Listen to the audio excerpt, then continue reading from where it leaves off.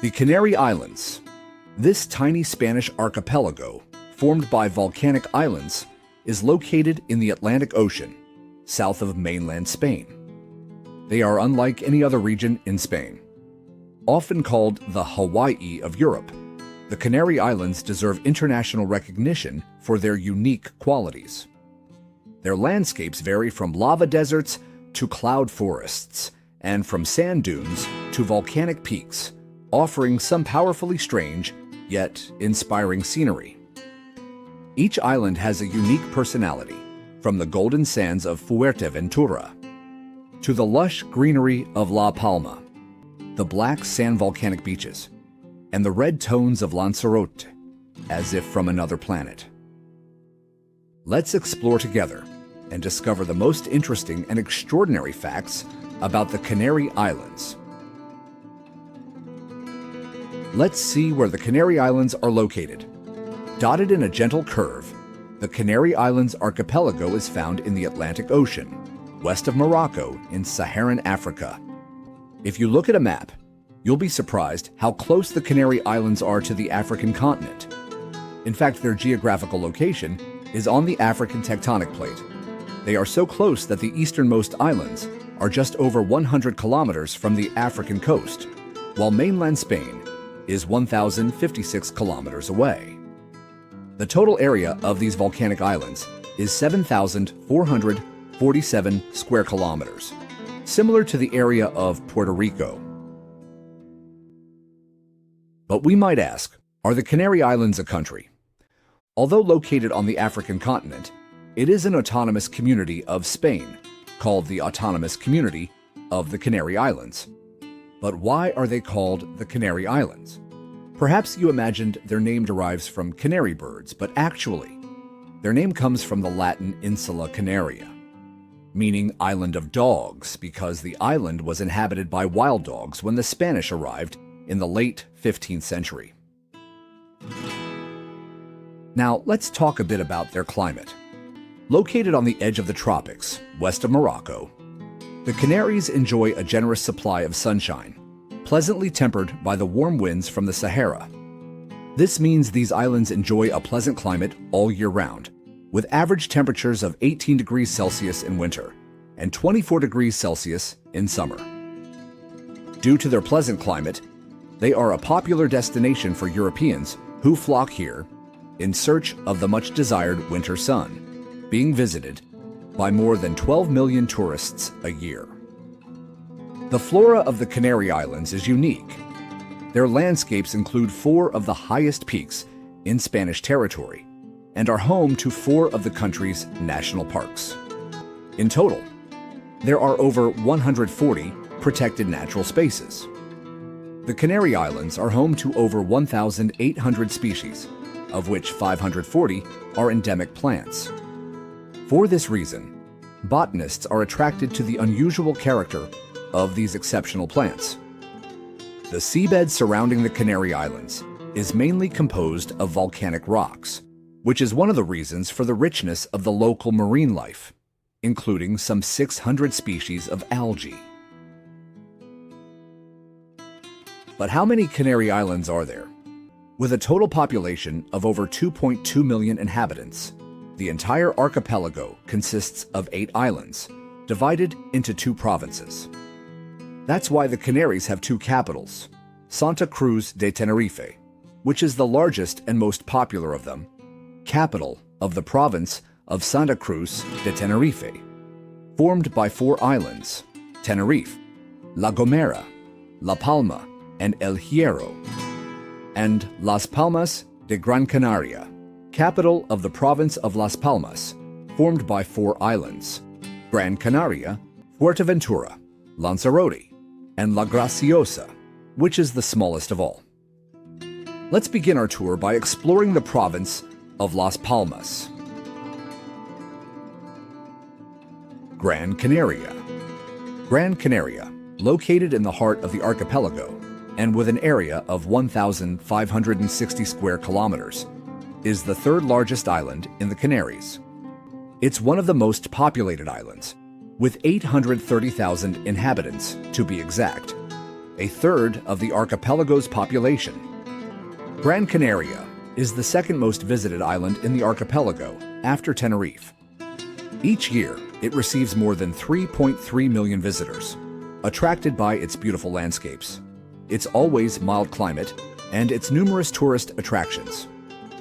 Let's look at some of them. With its 236 kilometers of coastline, Gran Canaria boasts about 80 beaches, small and large. Unlike those in the north, which are rocky, those in the south are sandy. In some places, like Playa del Ingles and Maspalomas, considered a mini Sahara, kilometers of golden sandy beaches stretch out. Maspalomas is not only known for its enormous dune field, but also for its old lighthouse, which served as a guide for all sailors on the transatlantic route. The center of Gran Canaria is occupied by the rocky summit of Pico de las Nieves. The island is divided by a mountain range into two climatic zones. The northern part is more humid and fertile, with long stretches of banana plantations along the coast and notable places like Agate. The only place in Europe where coffee is grown one of the world's most select coffee beans, while the southern part is dry and hot. This island is nicknamed the miniature continent for the unparalleled diversity of landscapes and climatic zones within its relatively small territory. The island's capital, Las Palmas, is located in the northeast. It has a fascinating history, and its colonial past is reflected in its charming old town. It's the largest city in the archipelago. Las Palmas, founded in the late 15th century as the first Hispanic city outside the mainland, soon became an important port for ships sailing along the African continent and heading to America. In fact, it was the last place Christopher Columbus rested on his first voyage to America. Fuerteventura. The oldest of the Canaries, Fuerteventura is the longest and second largest of the Canary Islands. However, despite its size, it is one of the least populated, with about 103,000 inhabitants. This island boasts the longest coastline of the seven, at 340 kilometers. Fuerteventura, leaf-shaped, is continuously battered by winds from the coast, barely 100 kilometers from the Atlantic coast of Morocco. This island is known for its miles-long white sand beaches, with clear, shallow waters, perfect for water skiing, windsurfing, or sailing. That's why every summer, the island hosts the Windsurfing and Kiteboarding World Cup. The island's proximity to Africa is especially recalled when visiting the Dunas de Coralejo National Park, where the tranquility of the sloping dunes resembles a mini Sahara. Much of its interior, formed by arid dunes and rocky mountain ridges, recalls the Western Sahara, which lies only 100 kilometers to the east. Volcanic eruptions, sand transported from the Sahara Desert, as well as frequent droughts in the 18th and 19th centuries, caused the collapse of Fuerteventura's agriculture, once called the Granary of the Canaries. However, today, most of the island's income comes from tourism. The number of visitors increases as news spreads about the island's landscape and the tranquility that can be found there.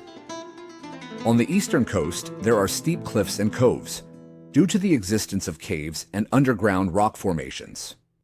The most accessible beaches are in the northern part of the island, near Coralejo, and the wildest ones are around Cofete in the southern part. A region of pristine beaches called the Jonda Coasts, offering perfect conditions for surfing and windsurfing, while the rich underwater life is a tempting attraction for divers. Lanzarote. Lanzarote is the land of volcanoes, known as the Island of Fire. In fact, most of Lanzarote's 795 square kilometers are covered in solidified lava in shades of black, pink, purple, and ochre, and dotted with some 300 volcanic peaks. Its unique environment has made it a UNESCO Biosphere Reserve. This region of petrified lava forms the Timanfaya National Park and its Montañas del Fuego, Mountains of Fire, where one glimpses a lifeless prehistoric land with enormous craters of incandescent red. Between 1730 and 1736, the Montañas del Fuego spewed smoke and molten lava, burying entire villages and turning the island's fertile lowlands into a sea of solidified lava, gray volcanic rock, and copper-colored sand. Today, the lava remnants are Lanzarote's biggest attraction. But visitors also come to Lanzarote for the beaches. Many tourists stay on the coast, especially in the south. Lanzarote's 250 kilometers of coastline offer only 30 kilometers of sandy beach. Puerto del Carmen, this former fishing village, has become the island's main tourist center. It has several easily accessible, fully developed beaches. Playas de Papagayo. A dirt road leads to several beautiful sandy beaches, located in a picturesque cove at the foot of a high cliff on the island's south shore. The effort is rewarded by the area's great beauty. Others prefer to head inland to tour Lanzarote's stunning lunar landscape, like the El Golfo volcanic lake. Although Lanzarote is almost entirely devoid of vegetation, many tourists are charmed by the shapes and colors of its unique volcanic landscape. La Graciosa. La Graciosa is the smallest inhabited island of the archipelago. It has an area of just 27 square kilometers. Separated from Lanzarote by the El Ro Strait, it was named by Jean de Bethencourt as the Island of Grace, Isla de la Gracia, and it fully meets the expectations of visitors seeking a peaceful rest. Tenerife. Tenerife, with an area of 2,034 square kilometers, is the largest island in the archipelago, located between La Gomera and Gran Canaria, 300 kilometers from Africa. It has about 908,000 inhabitants. The northern areas are the most densely populated, especially around Santa Cruz. The most important element of the island's economy is, by far, tourism. Attracted by a mild climate, Tenerife draws millions of tourists. In the city of Santa Cruz de Tenerife, its beaches are worth visiting. Las Teresitas, an artificial beach with 1,500 meters of sand extracted from the Sahara Desert. And Las Amricas, where local volcanic black and gray sand beaches are covered with imported light sand to make them more attractive to visitors. Los Cristianos is one of the most popular tourist resorts in the Canary Islands, with large hotels, restaurants, and beaches. Pico del Teide divides the island into two distinct climatic zones. Sheltered by the crater, the northwest area is humid, covered with lush tropical vegetation, and supports evergreen vineyards where fertile vineyards contrast with the coastal cliffs. The southern part is warm, rocky, and arid. Therefore, Tenerife, like Gran Canaria, is often called a miniature continent. El Teide and the volcanic craters surrounding it, as well as the peaks of Las Catas, make up the extensive Teide National Park, a UNESCO World Heritage Site. There are also several beautiful colonial cities to visit, such as San Cristobal de la Laguna and Puerto de la Cruz, which by the late 19th century had already become a tourist center and a popular luxury destination for British visitors. La Palma. The people of La Palma refer to La Palma as Isla Bonita, the beautiful island, and the Isla Verde, Green Island. Both nicknames are justified, as the island is as beautiful as it is surprisingly lush. The rich vegetation of ferns and forests, along with beautiful domestic gardens, considered the best kept in the archipelago, make it one of the greenest places in the region. The island's greenness is largely due to the highest average annual rainfall in the Canaries. It is said to be one of the most mountainous islands in the world for its height-to-area ratio and its highest peak, Roque de los Muchachos, measures 2,426 meters high. Like the rest of the archipelago, La Palma is a volcanic island, and its volcanoes cannot be considered truly extinct. The latest eruption occurred in September 2021. The Cumbre Vieja volcano erupted after 50 years, with lava flowing to the sea, destroying over 200 buildings and causing nearly 6,000 people to be evacuated. The route of the volcanoes in the south of the island is one of the tourist highlights. La Caldera de Taburiente, an enormous crater formed over the course of several powerful volcanic eruptions, is a natural fortress. Some of its walls reach 2,000 meters. It was declared a national park in 1954. The island's capital, Santa Cruz de la Palma, has played a vital role in Spain's economic and political life since its inception. During the 16th century, it was the third most important port in the entire Spanish Empire, after Seville and Antwerp. It was also considered the best shipbuilding center in the Canary Islands. The island's population is mainly engaged in agriculture. The abundance of water ensures a good harvest of grapes, avocados, bananas, and tobacco. The latter is used to make cigars that experts consider as good as those produced in Cuba. In fact, in the early 18th century, 120,000 Canarians emigrated to Cuba to cultivate the now famous Cuban tobacco. La Gomera. La Gomera, the round island, is the Canarian alternative.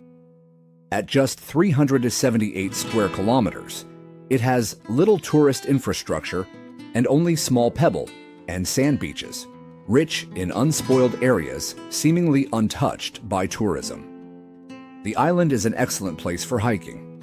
For example, it hosts a rare ancient forest, now a UNESCO World Heritage Site, the Garayone National Park.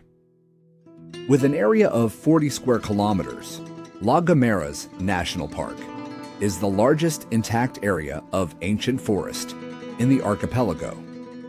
The local flora boasts some 450 species of plants and trees that have survived thanks to the fairly stable and relatively humid climate of the Canary Islands. El Hierro. El Hierro is the westernmost island of the archipelago, known locally as Isla Chiquita, Little Island. It covers just 278 square kilometers. El Hierro has become the world's first isolated territory to meet all its energy needs with renewable wind power. Before Columbus's voyages, this was the westernmost point of the known world. Even today, the island has not been touched by mass tourism and retains its end-of-the-world feel.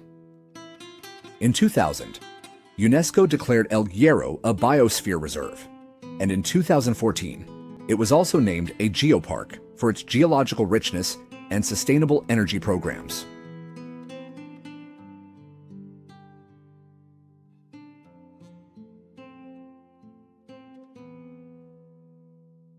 This has been The Travel Signal, your invitation to rediscover the world, one breathtaking destination at a time. If the Canary Islands weren't on your map before, consider this your sign to add them now. From alien landscapes to tropical forests, from ancient volcanoes to silent shores, few places offer such variety in such a small space. So tell us, which island would you explore first? Drop it in the comments. Give this video a like if it sparked your wanderlust. And don't forget to subscribe for more journeys like this one. Your next destination? It's already calling. We'll be here. To send the signal,